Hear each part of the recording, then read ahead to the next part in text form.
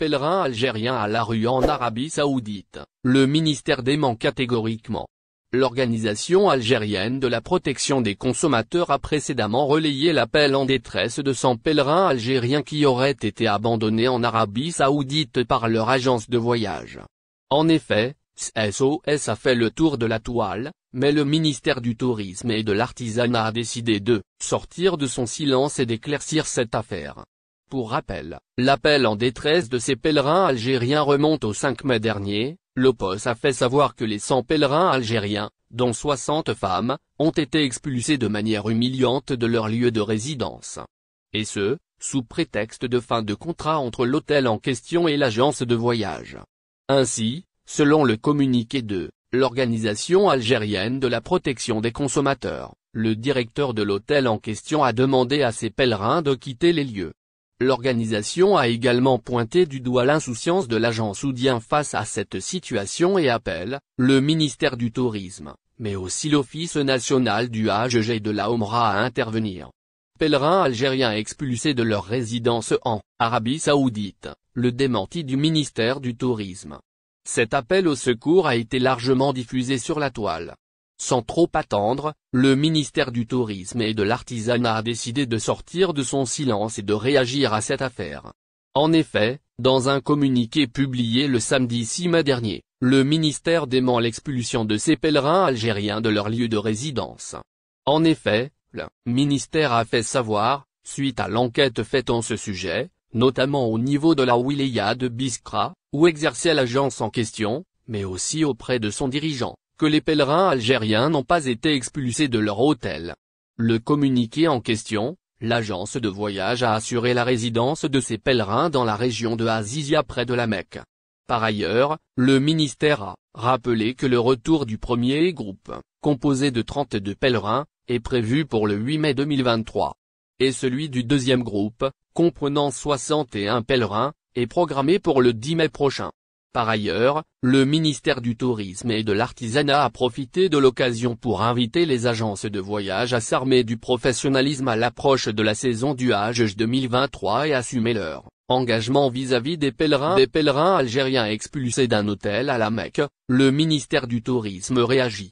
Dans un communiqué publié sur sa page Facebook, le ministère du Tourisme a réagi aux formations faisant état de l'expulsion d'un groupe de pèlerins algériens d'un hôtel de la Mecque en Arabie Saoudite.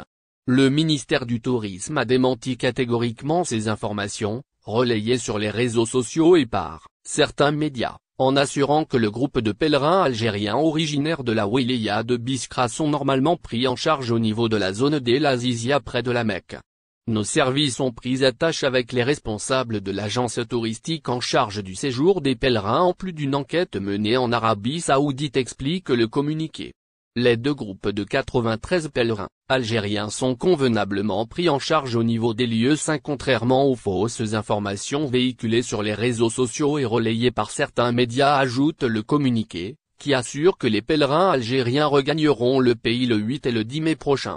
Pèlerins algériens expulsés de leur résidence en Arabie Saoudite, le démenti du ministère du Tourisme. Cet appel au secours a été largement diffusé sur la toile. Sans trop attendre, le ministère du Tourisme et de l'Artisanat a décidé de sortir de son silence et de réagir à cette affaire. En effet, dans un communiqué publié le samedi 6 mai dernier, le ministère dément l'expulsion de ces pèlerins algériens de leur lieu de résidence. En effet, le ministère a fait savoir, suite à l'enquête faite en ce sujet, notamment au niveau de la wilaya de Biskra, où exerçait l'agence en question, mais aussi auprès de son dirigeant, que les pèlerins algériens n'ont pas été expulsés de leur Abed Lemjit Tebboune. Toute faute grave sera sanctionnée même si elle est le fait d'un ministre. Exercer une responsabilité au sein des institutions de l'État, c'est protéger les citoyens et non pas occuper un siège et se parer d'un burneau rouge, a signifié le président de la République, lors de son entrevue périodique avec des représentants de médias locaux, retransmise hier par les chaînes de télévision nationale. Rappelant en ce sens qu'il y a désormais un nouveau contexte national, le chef de l'État a réaffirmé, sans ambages, que l'ère de l'impunité est définitivement révolue. Tous ceux qui se rendent coupables de fautes graves seront sanctionnés, qu'il s'agisse de ministres ou autres, a-t-il averti, comme pour rappeler que la loi s'appliquera désormais à tout le monde, sans exception, et dans toute sa rigueur. L'Algérie, a-t-il souligné dans le même contexte, est très grande, c'est nous qui sommes petits et c'est à nous de devenir assez grands pour être au niveau de l'Algérie. Interrogé sur ses intentions éventuelles de créer son propre parti politique, Abdelmadjid Tebboune a formellement écarté cette option, précisant qu'il préfère plutôt s'appuyer sur le mouvement de la société civile, notamment le Haut Conseil à la jeunesse qui tient lieu de véritable parlement pour cette frange de citoyens, en vue de soutenir et de mener à bien la réalisation de son programme politique. Au registre des questions économiques, le chef de l'État a tenu à réaffirmer son engagement et son attachement à poursuivre la concrétisation des différents chantiers de réforme initiés, notamment dans le secteur de l'agriculture qui continue à afficher des performances exceptionnelles, dont un niveau de production évalué à 35 milliards de dollars en valeur. L'agriculture doit être une science et non pas de simple tradition. Néanmoins, a-t-il relevé, le secteur agricole est géré par une institution en faillite, alors que l'agriculture doit être une science et non pas de simple tradition. Au sujet de la démarche entamée par l'Algérie aux fins de rejoindre les BRICS, le président a fait valoir que cette adhésion est de nature à charrier de nombreux avantages pour le pays, tant au plan géopolitique qu'à travers les possibilités d'accès aux capacités de financement dont disposent les membres de ce groupe et qui pourraient ainsi bénéficier à l'investissement et à la diversification de l'économie nationale. Dans le même ordre d'idées, le chef de l'État n'a pas manqué de réitérer la volonté de l'Algérie de poursuivre son redéploiement vers l'Afrique, notamment à travers l'ouverture de nouvelles lignes aériennes pour desservir de nombreuses destinations au sein du continent, chose pour laquelle il a fallu mener une rude bataille, a-t-il révélé.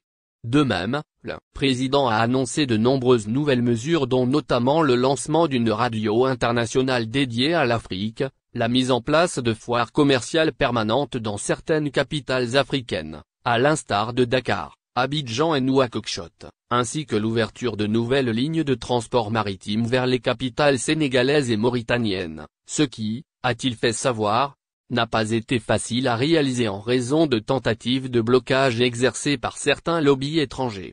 En outre, a-t-il avancé, l'Agence algérienne de coopération internationale pour la solidarité et le développement lancera d'ici quelques mois de nombreux projets de développement dans certaines régions des pays limitrophes, dont une école et une clinique. N'oubliez pas, abonnez-vous à notre chaîne Olive News et activez les notifications pour recevoir nos publications en temps réel.